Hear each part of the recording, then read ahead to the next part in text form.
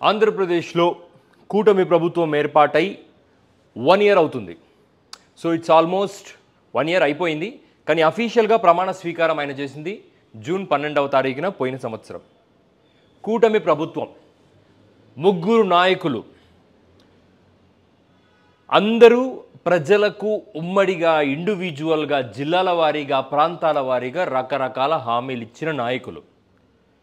తమ ఎమ్మెల్యేలు, local level నాయకులు హామీలు ఇస్తే, నాయకులు పవన్ కళ్యాణ్, చంద్రబాబు నాయుడు గారు, పురంధరేశ్వరి గారు వాళ్ళ రాష్ట్ర స్థాయిలో హామీలు ఇస్తే, దేశవ్యాప్తంగా హామీల అమలుకు ఒక రెస్పాన్సిబుల్గా నేనున్నాను అని హామీ ఇచ్చింది నరేంద్ర మోడీ గారు. సో రాష్ట్రంలో ఏం జరిగినా వీళ్ళు ముగ్గురు కలెక్టివ్గా రెస్పాన్సిబుల్. బేసికల్లీ ఒక రాష్ట్ర ప్రభుత్వాన్ని ఏర్పాటు చేయడానికి ప్రజలు ఓట్లు వేసి ఎన్నుకుంటారు. ఆ ఓట్లు వేయడానికి కొన్ని ప్రాతిపదికలు ఉంటాయి. ఏంటి అంటే election promises, promise of good governance, promise of maintenance of law and order in the state, promise of best possible solutions for the problems right now in the Andhra Pradesh. కూటమి ప్రభుత్వము రకరకాల ఫ్యాక్టర్స్ని, జగన్మోహన్ రెడ్డి గారు చేసిన ప్రతి పాలసీని, ఇసుకను తప్పుపట్టింది, మద్యాన్ని తప్పుపట్టింది, లా అండ్ ఆర్డర్ని తప్పుపట్టింది, పథకాలను తప్పుపట్టింది, డెవలప్మెంట్ని తప్పుపట్టింది. కనిపించిన వినిపించిన ప్రతి విషయాన్ని, ఒక లాస్ట్కు ఒక డాక్టర్, ఆయన కోవిడ్ టైంలో గవర్నమెంట్కి వ్యతిరేకంగా ఆయన విపరీతంగా గవర్నమెంట్ డాక్టర్ అయ్యి మాట్లాడుతున్నప్పుడు ఆయనను అదుపు చేయడానికి చేసిన చర్యలను కూడా తప్పుపట్టింది. బేసికలీ ప్రభుత్వ ఉద్యోగి ప్రభుత్వానికి వ్యతిరేకంగా మాట్లాడితే he will be liable for the what ever the institutional requirements ఏముంటాయి అవన్నీ ఫుల్ఫిల్ చేయాల్సిన బాధ్యత ఉంటుంది. సో ప్రతి దాన్ని పర్ఫెక్ట్గా రాజకీయ వ్యవస్థలో ఒక ఇంటిగ్రేట్ చేసి ప్రాపర్ మీడియా సపోర్టుతో కూటమి ప్రభుత్వం ఏర్పాటై ఈ రోజుకు దాదాపు సంవత్సరం రోజులు. మీరిచ్చిన పథకాల గురించి ఎవడన్నా అడిగితే, పథకాలు ఇస్తే రాష్ట్రం శ్రీలంక అయిపోతుంది, పథకాలు తీసుకొని పేదలు లేజీ పీపుల్ అయిపోతున్నారు, పథకాల వల్ల పనికి మనుషులు దొరకట్లేదు, పథకాలు ఇవ్వమని అడిగినప్పుడల్లా రాష్ట్రంలో డబ్బులు లేవు, ఖజానాలో డబ్బులు లేవు, జగన్ మొత్తం దోచుకున్నాడు, జగన్ మొత్తం పప్పు బెల్లాలా పంచాడు, సంక్షేమం తప్ప అభివృద్ధి చేయలేదు, సంక్షేమం చేశాడా అంటే అది కూడా చేయలేదు, డబ్బులు ఎక్కడికి పోయాయో ఒక బ్యాలెన్స్ షీట్స్ ఉండవు, ఆ డబ్బులన్నీ ఏం చేశారు అని చెప్పి ఒక్కొక్క ఎమ్మెల్యేని కరప్షన్ కేసు మీద, రకరకాల కేసెస్ మీద అరెస్ట్ చేసుకుంటా పోతా ఉన్నారు ఎమ్మెల్యేలే క్యాండిడేట్స్ మీద. రోజుకొక ఫీలర్. ఈరోజు మద్యం కుంభకోణం, ఒకరోజు ఇసుక కుంభకోణం, ఒకరోజు పత్తి కుంభకోణం, ఒకరోజు దాణా కుంభకోణం అంటూ ఏ కుంభకోణాలను వదిలిపెట్టకుండా అన్నింటినీ జాగ్రత్తగా టార్గెట్ చేస్తున్నారు. ఫైన్. పథకాలను అమలు చేయటానికి మొదటి హామీ, పథకాలను అమలు చేయలేకపోతున్నారు. Fine. What about good governance? Chandrababu Naidu గారు 1 ఇయర్ అయిన నేపథ్యంలో నేషనల్ మీడియాకు, బిజినెస్ టుడేకి, ఇండియా టుడేకి, టైమ్స్ నౌకి రకరకాల ఛానల్స్ కూర్చోబెట్టి డిబేట్స్లో కూర్చోబెడితే చంద్రబాబు నాయుడు గారు అవతలవాడు ఏం క్వశ్చన్ వేసాడో కూడా వినకుండా ఒకటే మాట్లాడుతున్నాడు. You see, Andhra Pradesh, we are thinking about globalization, we are thinking about artificial intelligence, we are thinking about deep learning, we are thinking about integrating nation with state policies. ఒక స్క్రిప్ట్. మీరు లిటరలీ నేను షాక్ తిన్నాను. ఒకేలా మాట్లాడటం వేరు, ఒకే మాట అన్ని ఇంటర్వ్యూస్లో మాట్లాడటం వేరు.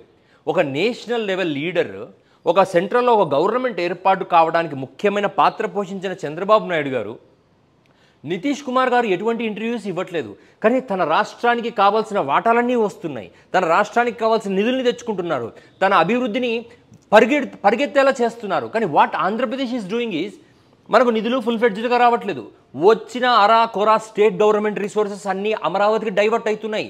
వరల్డ్ బ్యాంక్ నుంచి అప్పులు తెచ్చుకుంటారు, ఐఎంఎఫ్ నుంచి అప్పులు తెచ్చుకుంటారు, ఎక్కడెక్కడి నుంచో అప్పులు తెచ్చుకొని మొత్తం అమరావతి మీద డిపాజిట్ అంటే ఇన్వెస్ట్ చేస్తూ ఉన్నారు. అమరావతి మీద ఎవడన్నా ఒక మాట వ్యతిరేకంగా ప్రశ్నించటానికి అసలు ఎక్కడికి పోతున్నాయి డబ్బు అని అడిగితే కూడా రకరకాల ఎమోషన్స్ని పులాన్ చేసి వారిని అరెస్ట్ చేసే చర్యలు.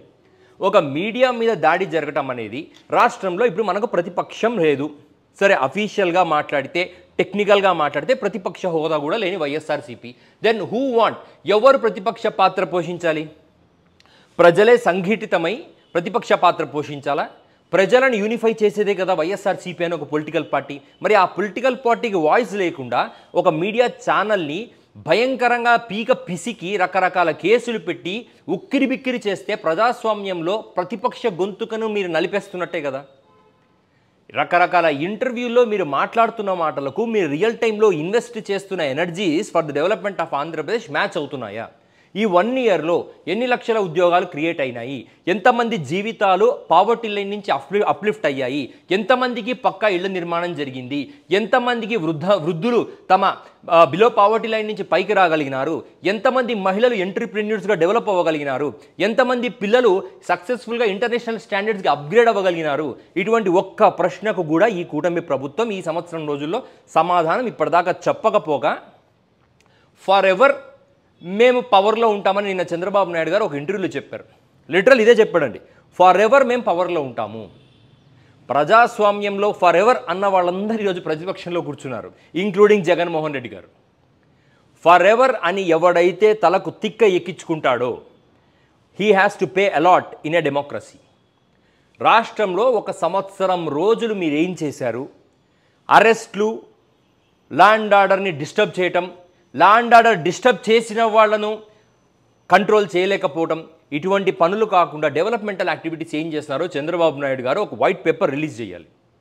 At the same time national constitutional బాడీస్కి రాష్ట్రంలో మహిళల పట్ల జరుగుతున్న అరాచకాల గురించి కంప్లీట్ నివేదిక కూడా ఆయన సమర్పించాలి. ఎందుకంటే నిన్న గత 3-4 రోజుల క్రితం అనంతపురంలో ఒక విద్యార్థి, ఒక ఎస్టీ విద్యార్థిని అమ్మాయి భయంకరంగా ప్రాణం పోగొట్టుకుంటే దాని మీద స్పందించడానికి ఒక్క మీడియాకి టైం లేదు. They are responding about Amaravati.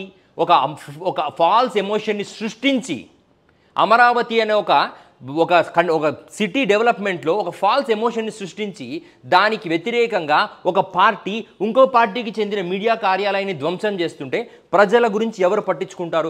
ప్రజల గురించి ఎవరు మాట్లాడతారు? నాలాంటి వాడు మాట్లాడితే ఎంత రీచ్ అవుతుంది? ఒక ప్రతిపక్షం వాయిస్ లేపి మాట్లాడాలి కదా, మాట్లాడడానికి మీడియా కావాలి కదా, ఛానల్ కావాలి కదా. ఏబిఎన్ మాట్లాడరు, TV5 మాట్లాడరు, ఎన్టీవీ మాట్లాడరు, ఇంకా మిగతా ఛానల్స్ గురించి మాట్లాడాల్సిన అవసరం లేదు. అవి దానికి నామినల్ రిప్రజెంటేషన్ ఉంది. రాష్ట్రంలో ఉన్న one of the biggest channel కూడా మాట్లాడలేక ఒక విరక్తిగా న్యాయ వ్యవస్థల చుట్టూ తమ ఉనికి కోసం తిరుగుతూ ఉంటే ఇటువంటి పరిస్థితిని సృష్టించిన కూటమి ప్రభుత్వాన్ని ఎవరు ప్రశ్నించాలి? ప్రజలే డిసైడ్ చేసుకోవాలి.